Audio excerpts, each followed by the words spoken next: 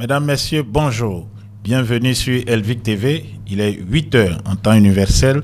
Nous sommes le samedi 11 janvier 2025. Comme vous le savez, en Afrique de l'Ouest, la situation commence donc à se tendre et nous sommes dans une année électorale pour beaucoup de pays, à commencer par la Côte d'Ivoire. Ensuite, nous avons aussi la Guinée-Conakry qui aussi s'achemine vers une élection présidentielle. Le Ghana vient donc de terminer son élection avec l'élection du président ou de l'ex-président Dramani. Et comme vous le savez donc, les tensions sont vives un peu aussi au sein de la CEDEAO. La CEDEAO qui est aux prises avec des pays tels que le Niger, le Mali, le Burkina Faso. Bienvenue à vous qui nous rejoignez. Je vous invite à vous abonner à Elvic TV afin de recevoir les alertes et les notifications et cliquez sur la clochette qui apparaît sur votre écran afin de recevoir les vidéos dès que nous les mettons en ligne, sans trop tarder. Donc, comme je vous le disais, situation tendue un peu partout en Afrique de l'Ouest.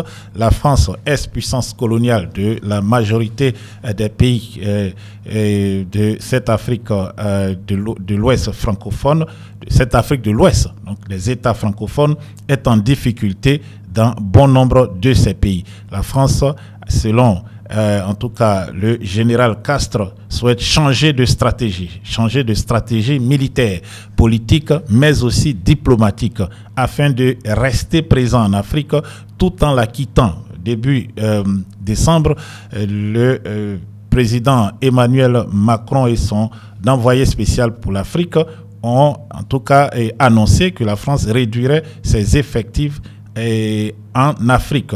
Ainsi, plusieurs États, dont la Côte d'Ivoire, ont annoncé le retrait des bases militaires françaises, aussi le Sénégal et le Tchad en Afrique centrale. Mais c'est dans ce même mouvement donc que les soldats français commencent à quitter officiellement. Mais vont-ils définitivement d'Afrique ou c'est un changement de stratégie comme l'annonçait le général Didier Castres?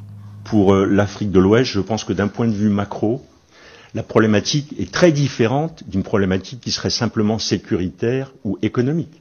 Ce qui est en train de se jouer en Afrique de l'Ouest, c'est toute une zone d'Afrique qui est en train de basculer et qui pourrait devenir le levier de nos compétiteurs, et notamment de la Russie, pour imposer un modèle de société qui n'est pas le nôtre. C'est ça qui se passe. C'est pas uniquement la sécurité.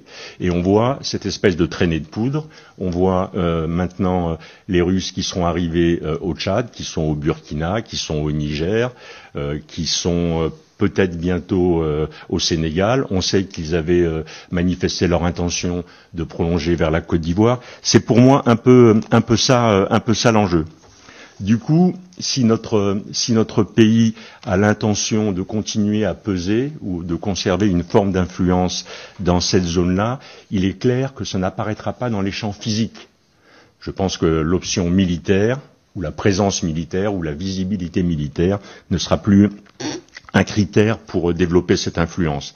Je pense qu'elle reposera sur les champs immatériels. C'est dans ce domaine-là qu'il faut investir. Et globalement, en le résumant, il faut passer d'une stratégie démonstrative et bruyante à une stratégie discrète et une stratégie d'accès. C'est à mon avis ça l'enjeu. Et tous les acteurs que vous avez réunis ici, mais bien d'autres, devraient participer à cette stratégie, si jamais c'est bien notre stratégie. Pour mettre ça en œuvre, ça suppose 3 ou 4 conditions. D'abord, c'est que l'État bénéficie d'un réseau d'entreprises de confiance. Et là, il faut déterminer ça. Quels sont les critères? Comment on les détermine? Comment on le valide? Est-ce qu'il faut le légaliser? Est-ce que c'est simplement de l'interpersonnel? Mais en tout cas, il y a un sujet là. La deuxième, c'est que l'État ait la capacité et les mains qui soient un peu plus ouvertes sur les capacités d'externalisation, de transfert d'un certain nombre d'actions régaliennes.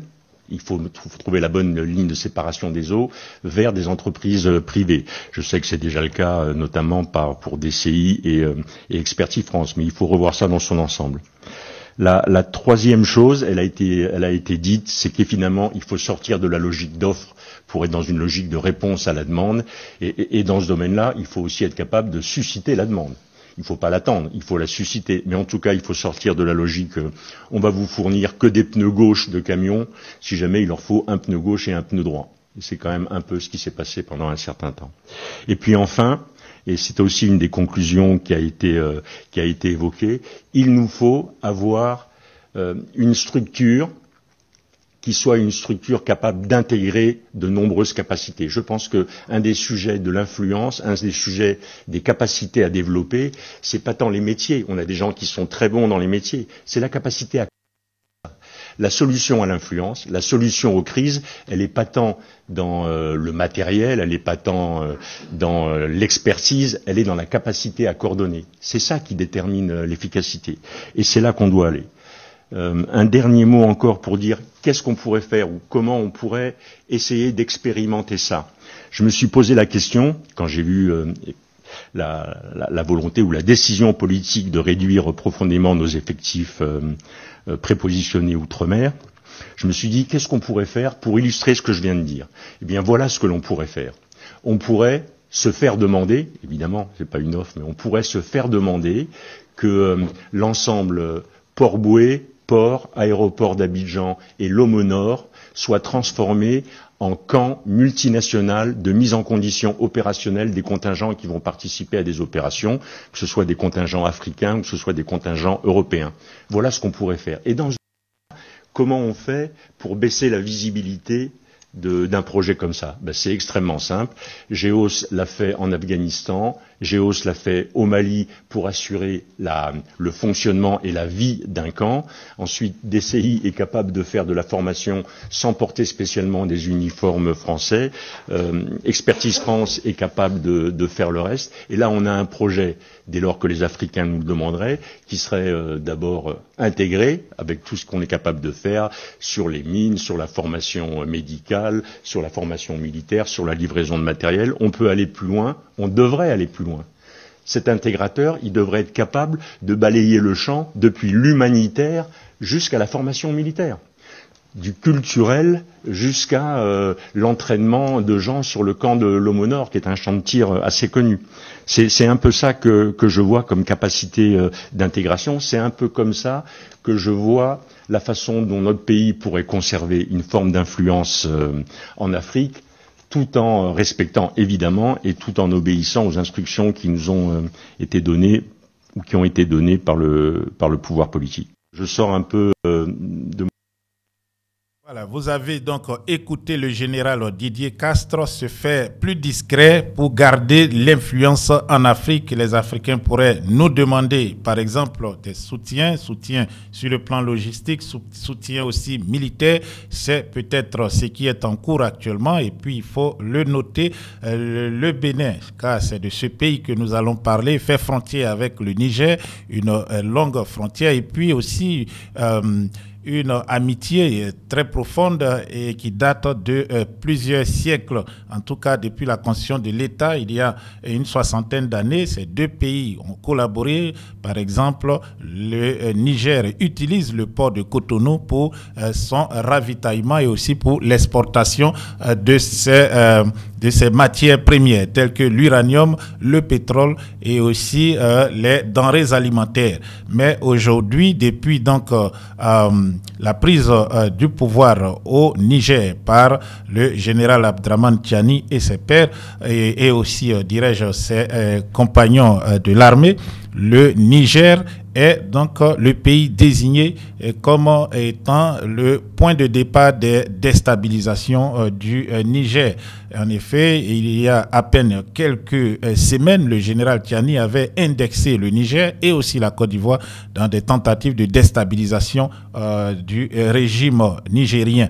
Et le Bénin avait, par la voix de son président, balayé, en tout cas du revers de la main, toutes ces accusations et affirmé qu'aucun camp militaire français ne se trouvait sur le territoire béninois. Mais aujourd'hui, nous avons appris des informations en provenance du Bénin donc, qui laissent à croire que ces déclarations du président Patrice Talon ne sont pas tout à fait vraies. En effet, aujourd'hui, un hélicoptère rempli de soldats français aurait craché à Séguédénou en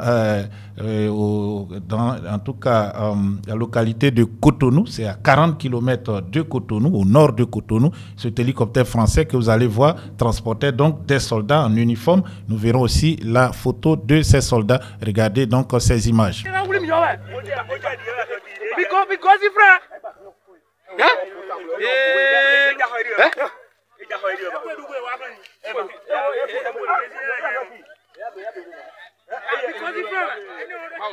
Cet hélicoptère qui se dirigeait donc à Cotonou s'est écrasé dans des images, dans d'autres images que nous avons vues sur les réseaux sociaux.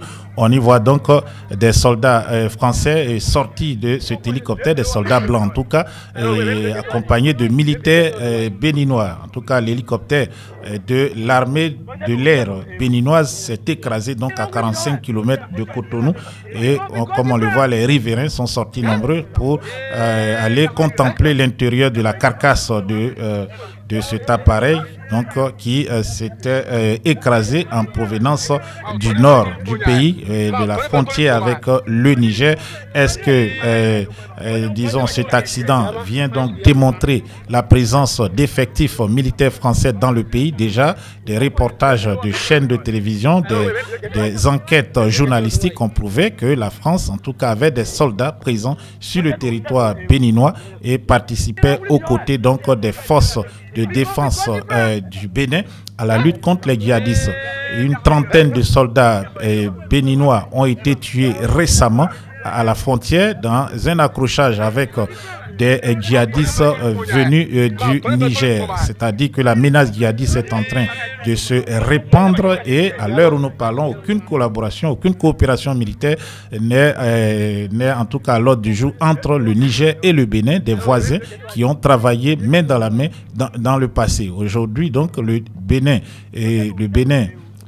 refuse ou dément la présence de soldats français sur son territoire, mais cet accident et aussi donc les images qui nous sont parvenues montrent le contraire.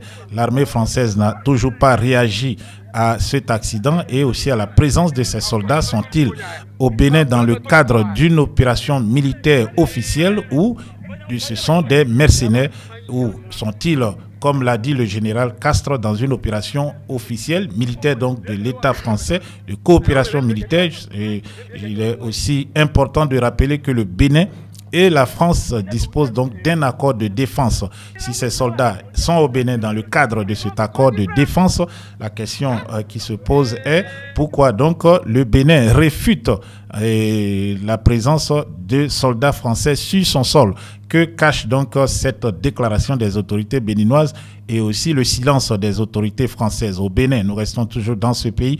Kémy Séba, le panafricaniste qui avait été arrêté en France récemment, qui a aussi été déchu de sa nationalité française, il avait d'ailleurs brûlé son passeport en France, a déclaré sa candidature pour les élections présidentielles et censées se tenir dans ce pays en 2026. Kémy Séba a annoncé qu'il compte réunir un large éventail donc d'opposants, créer donc une coalition puissante capable de prendre le pouvoir des mains du président actuel Patrice Talon, qui s'est montré un allié fidèle de la France, mais aussi un dictateur comme bien d'autres avant lui dans la sous-région ouest africaine. Patrice Talon est aujourd'hui un allié donc essentiel de la France dans sa politique donc d'expansion et qui veut aussi se maintenir dans les pays dont elle a été chassée, tels que le Burkina Faso et le Niger, de même que le Mali. Kémy Séba est en tout cas très écouté par la jeunesse africaine, principalement du Bénin, son pays natal, et Capo Chichi, de son nom ou de son identité, a toutes les chances donc de remporter une élection présidentielle lorsqu'on sait que les populations africaines sont majoritairement des jeunes et que ces jeunes se reconnaissent donc dans ce discours panafricain que prône Kémy Séba. J'ai décidé d'accepter vos demandes incessantes visant à me pousser à être candidat à la présidence du Bénin. Mes chers compatriotes, parce que nous nous devons d'être le plus pragmatique, il est important que l'on se rappelle que notre pays est pris en otage et que les lois de la République du Bénin ont été des plus viciées ces dernières années, de telle sorte que les véritables opposants au président Patrice Talon soient structurellement exclu de la course via le code électoral corrompu que vous connaissez. Et c'est pour cette raison que nous avons dressé 3 options qui nous permettront d'être candidats à la présidence du Bénin. Voilà, vous avez écouté donc M. Capo Chichi, prochain donc candidat à l'élection présidentielle au Bénin pour remplacer Patrice Talon, l'allié essentiel de la France, mais surtout quelqu'un dont se méfie le Niger, le pays voisin. Voilà, et puis il faut le dire, le Bénin est aujourd'hui en proie à des violences donc djihadistes. Les attaques ont commencé dans le nord du pays et pourraient se poursuivre donc plus au sud dans ce petit pays côtier de l'Afrique de l'Ouest, un pays qui dispose d'un des ports un des ports maritimes les plus concourus de l'Afrique. Le port du Bénin était utilisé par exemple par le Niger et par d'autres pays qui allaient par exemple pour s'approvisionner en véhicules. La donne en Afrique de l'Ouest est en train de changer avec l'élection aussi du nouveau président de la République du Ghana, le docteur Mahamat, qui a pris ses fonctions donc cette semaine. Le nouveau président du du Ghana est un proche du mouvement panafricain, c'est un pasteur aussi, donc un révérend pasteur, et on le voit ici en compagnie de Guillaume Kibafori Soro, l'ancien premier ministre et président de l'Assemblée nationale de Côte d'Ivoire. Il assistait à la cérémonie de graduation de ce dernier à Lyon, en France. Guillaume Soro donc recevait son diplôme de master en finance à l'école de commerce de Lyon. Le président Mahamat, qui a été aussi un protecteur pour les nombreux exilés ivoiriens au Ghana pendant la crise post-électorale de 2010-2011, est de retour aux affaires, et son prédécesseur Nana Akufo-Addo était l'un des principaux pourfendeurs des pouvoirs militaires en Afrique de l'Ouest, du Mali, du Burkina Faso et aussi du Niger. Avec l'arrivée du président Dramani, c'est donc la donne qui change.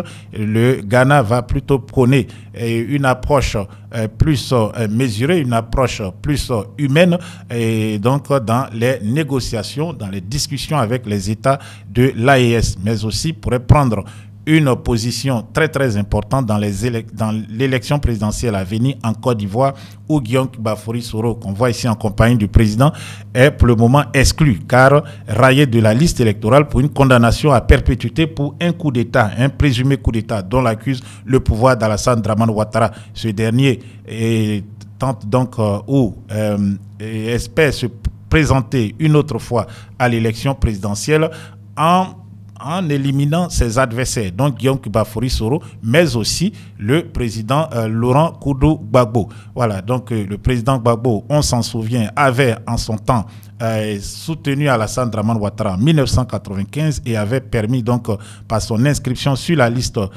ou du moins par cette décision, l'article 48, pour permettre à Alassane Ouattara d'être candidat, permis qu'il soit relancé dans le processus électoral. Le président Gbagbo, que nous allons écouter tout à l'heure, s'était réuni à Pretoria avec le président sud-africain de l'époque, le président Thabo Mbeki, le président Henri Konan Bédié, qui nous a quittés en 2023, mais aussi Alassane Dramane Ouattara. Et ensemble, le président Gbagbo avait donc demandé au président Mbeki de lui adresser un courrier, et puis il allait faire tout son possible pour qu'Alassane Dramane Ouattara soit candidat à l'élection présidentielle. Il le fut donc, il fut un candidat exceptionnel, mais aujourd'hui Alassane Ouattara souhaite une fois de plus se présenter, ne souhaite pas quitter la magistrature suprême. Nous voyons là des images donc historiques de ce voyage à Pretoria. Le président Laurent Gbagbo, on le voit ici sorti du palais présidentiel, des images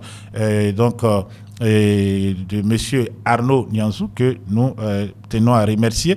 Le président Gbagbo arrive ensuite à l'aéroport, saluant son chef d'état-major, le général Mangou. Il était accompagné dans ce voyage par sa directrice de cabinet, Mme Saratra Otro. C'était à bord d'un avion de l'armée de l'air sud-africaine que le groupe avait effectué le voyage à Pretoria. Et le président Henri Konan Bédié et M. Alassane Dramane Ouattara sont arrivés ensuite à bord d'un autre avion de la flotte militaire sud-africaine. Donc c'est au cours de cette réunion que le président a donc annoncé cette décision qu'il allait prendre, décision qui a bouleversé en tout cas l'histoire, l'avenir aussi de la Côte d'Ivoire. Nous écoutons le président Gbagbo rappeler ce fait. C'était au cours du comité central de son parti, le Parti des peuples africains Côte d'Ivoire, qu'il a tenu la semaine dernière.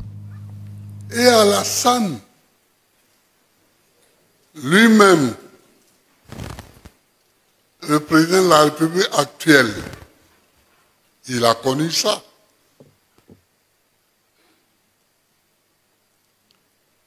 Et pour l'aider, en 1995, je n'ai pas déposé de candidature, bien que tout mon dossier soit prêt. J'ai d'ailleurs montré tout mon dossier à une conférence de presse à l'Aïtassi, à Treichville. Il y avait Fologo qui était assis à côté de moi.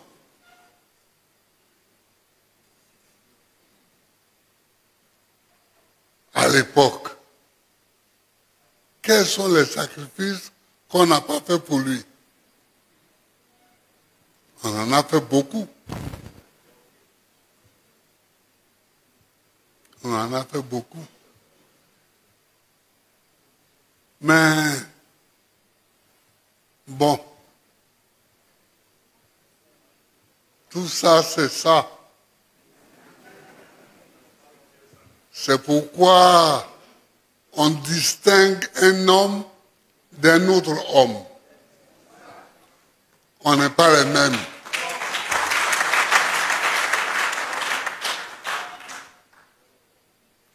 Et à Pretoria, c'est moi qui ai pris l'initiative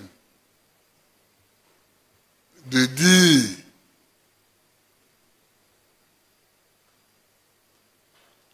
à Thabo Mbeki, frère,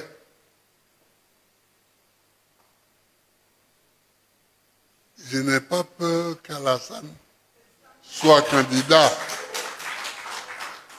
Donc, et Alassane était là, Bédi était là.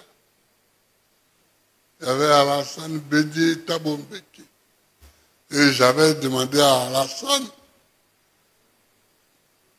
de jouer au traducteur, de faire le traducteur. Et donc, j'ai dit, comme j'ai moi aussi mes électeurs, et que mes électeurs ne sont pas pour sa candidature, si je dis à Abidjan qu'il est candidat, ça va me porter préjudice. Donc, toi, Thabo, écris-moi une lettre où tu me dis que tu penses qu'il serait bon qu'il soit candidat, en m'appuyant sur cette lettre-là. Je vais autoriser toutes les candidatures, dont la sienne. Il s'est levé, il m'a embrassé. Il dit c'est bien. Et c'est comme ça. Et Bédi était là. Mais Bédi est décédé maintenant. Et donc, maintenant, Thabo Mbeki vit encore. Et donc, on a fait ça.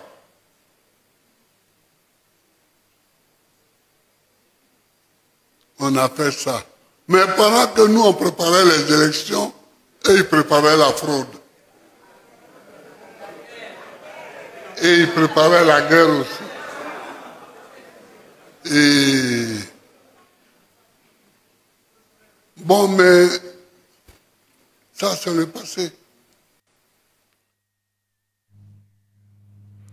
Voilà, vous avez écouté donc le récit du président Laurent Gbagbo concernant donc cette partie très très importante de l'histoire de la Côte d'Ivoire, et nous voyons le président à l'époque donc se rendre à Pretoria où il va donc assister à cette réunion avec les présidents Thabo Mbeki, Alassane Dramane Ouattara et feu le président Henri Konan Bédié. La suite donc de cette réunion accouchera de l'utilisation de l'article 48 afin de faire d'Alassane Ouattara candidat à l'élection présidentielle de façon exceptionnelle en 2010. La suite, on la connaît, crise post-électorale, plus de 3000 morts, et Alassane Dramane Ouattara accède à la magistrature suprême et dans un char donc, de l'armée française qui est envahi, ou plusieurs chars qui vont envahir, mais Alassane Ouattara est donc conduit à la présidence par donc un char français. Il arrive au pouvoir et avec l'aide de l'armée française qui a agi sur instruction du président de l'époque, Nicolas Sarkozy, Nagui Bosca. Voilà, comme le disait aussi le président Gbagbo en 1995, lui et Alassane Ouattara ont ensemble participé au boycott actif. Nous voyons là un journal de l'époque, La Voix, le journal du Front populaire ivoirien, le parti ou l'ex-parti du président Laurent Gbagbo, qui titrait ceci, Monsieur Laurent Gbagbo, secrétaire général du FPI, interview, je souhaite qu'Alassane soit candidat au présidentiel. Les militants du PDCI, titre encore ce journal, se battent. C'était l'époque où le FPI et le RDR étaient ensemble dans le Front républicain. Finalement, la commission électorale indépendante, et à l'époque c'était donc le ministère de l'administration du territoire, le ministère de l'Intérieur, va rejeter la candidature d'Alassane Dramane Ouattara. Laurent Gbagbo va donc refuser de concourir à cette élection. Comme il a lui-même dit, il avait tous ses dossiers au complet pour être candidat, mais il a refusé de participer à cette élection en solidarité avec Alassane Dramane Ouattara. Ce dernier aujourd'hui est donc la personne qui est à la manœuvre pour le soustraire du processus électoral qui sera enclenché bientôt en Côte d'Ivoire. Alassane Ouattara affirmait il y a de cela déjà quelques années.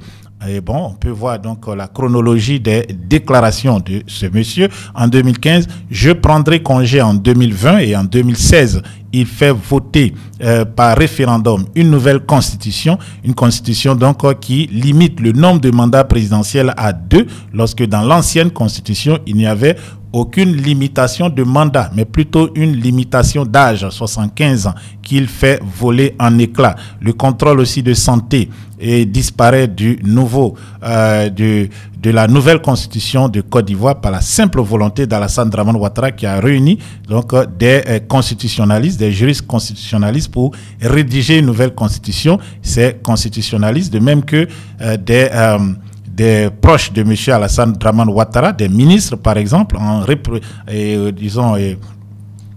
au sein de la représentation nationale ou dans des déclarations, ont affirmé qu'ils ne pouvaient pas être candidats car la loi est rétroactive. Mais vous allez entendre en 2017, après le vote de la Constitution, Alassane Dramane Ouattara commence à changer son discours, ce qui signifie qu'en 2015, il avait menti aux Ivoiriens, menti au peuple de Côte d'Ivoire et aux leaders politiques, y compris le président Henri Konan Bédié, afin d'obtenir leur soutien dans le vote de cette nouvelle constitution qui remettait le compteur à 0. Donc pour lui, donc M. Alassane Dramane Ouattara dit ceci, a priori, je ne me présente pas. Le discours change donc. En 2019, il dit ceci, la constitution me permet d'être candidat. Lorsque 3 années plus tôt, ses proches, ses collaborateurs aussi, de même que les rédacteurs de cette nouvelle constitution avaient affirmé devant le peuple ivoirien et même au niveau de la représentation nationale, devant les députés, que M. Ouattara ne pouvait en aucun cas être candidat à sa propre succession en 2025, car la Constitution ne le lui permettait pas. Voilà. Et en 2019, il annonce cela, la Constitution me permet d'être candidat. Et en 2019, toujours, ce sera la décision de mon parti, ce qui est encore mise à l'avant. Cette année encore, on a écouté Kandia Kamisoko Kamara dans notre édition d'hier affirmer que si le bureau politique, la convention, pardon, ou un congrès demandait à M. Ouattara d'être candidat, il acceptera. C'est un homme, qui respecte donc les lois. Mais vraisemblablement, en tout cas, on a l'impression que non, M. Ouattara ne respecte pas la loi. En 2020, et cette fois-ci à Katioula, il affirmera « S'ils sont candidats, je serai candidat », parlant du président Henri Konan Bédié et de M. Laurent Gbagbo qui se trouvait à l'époque à La Haye. Et ensuite, il va donc venir à Bruxelles d'où il va donc... et il va donc aussi faire acte de candidature. Sa candidature sera rejetée et la candidature du président Bédié acceptée, mais ce dernier refuse donc de participer à cette forfaiture, la forfaiture du 3e mandat, car la même CEI d'abord, la Commission électorale indépendante, et le même conseil constitutionnel vont accepter la candidature de M. Ouattara en violation de la Constitution de la République de Côte d'Ivoire.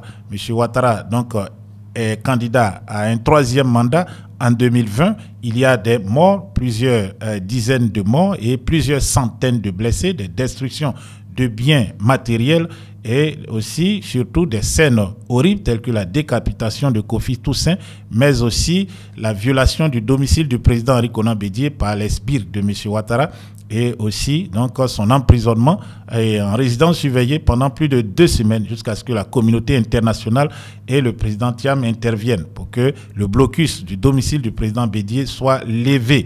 M. Ouattara a donc annoncé une fois de plus en ce début d'année 2025, les premiers jours donc du mois de janvier, qu'il est en bonne santé, qu'il est en tout cas rempli d'énergie et désireux de servir son pays. Pour ce faire, il a donc au niveau de son parti, il a brimé toutes les personnes qui souhaitaient être candidats à cette élection, qui croyaient que M. Ouattara, qui avait déclaré en 2020 s'être présenté pour des raisons exceptionnelles, allait rendre son tablier. Ainsi, Adama Bictogo, président de l'Assemblée nationale, avait pendant un moment commencé à faire une campagne avec donc ses soutiens sur les réseaux sociaux, mais aussi en Côte d'Ivoire, un peu partout, donc dans les localités du pays, afin donc de concourir à la magistrature suprême pour le compte de son parti, le RDR-RHDP. Adama Bictogo a été violemment attaqué par M. Alassane Dramane Ouattara, qui a mis le poids de la justice, tout le poids d'ailleurs de la justice sur ce dernier et ses proches. Adama Bictogo a d'abord perdu le contrat très juteux donc de confection des passeports et des documents biométriques en Côte d'Ivoire. Ensuite, la justice aux ordres de M. Ouattara a commencé à traquer les proches d'Adama Bictogo. On le voit ici sur le titre de ce journal, Le Méridien. Sale temps pour Adama Bictogo, sa fille Lisa Sarr et Bictogo et ses frères Salif et Dramane Bictogo auditionnés par la justice. Ouattara ne souhaite pas intervenir. C'est parce qu'il avait lui-même commandité donc ces persécutions judiciaires contre les proches de M. Bictogo et de M. Adama Bictogo lui-même, accusé d'avoir détourné plus de 4 millions et d'être resté donc par devers lui, donc l'argent qui devait servir, pas qui devait servir, mais l'argent donc qu'il avait donc perçu pour la confection des passeports. Donc M. Bictogo avait sa part et l'État de Côte d'Ivoire a sa part. Mais Adama Bictogo, donc, selon la justice proche de M. Ouattara, était resté donc avec une très grande somme d'argent estimée à plus de 4 milliards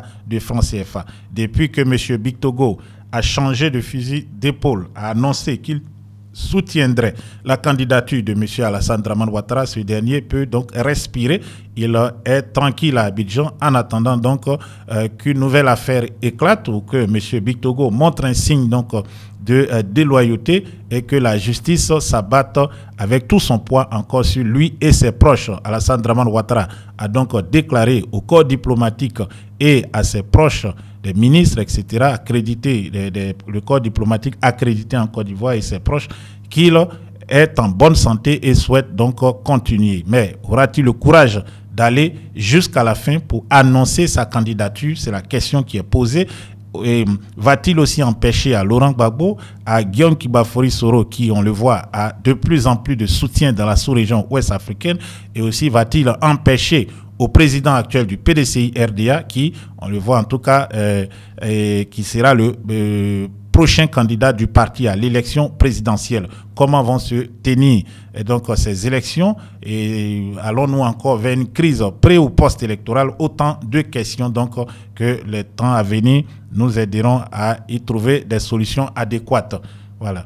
Autre actualité donc en Côte d'Ivoire, c'est le moral des forces de défense et de sécurité. Vous voyez là sur votre écran une visite du commandement supérieur de la gendarmerie nationale, des chefs militaires donc de cette unité d'élite jadis qui fit la fierté de la Côte d'Ivoire. Donc c'est une visite donc au domicile du maréchal des logis, chef assassiné à Bouna, dans l'extrême nord de la Côte d'Ivoire, dans la nuit du 30 au 31 décembre 2024. Tout le commandement était présent afin donc de soutenir la famille de ce jeune soldat qui avait en tout cas juré de protéger, de défendre son pays.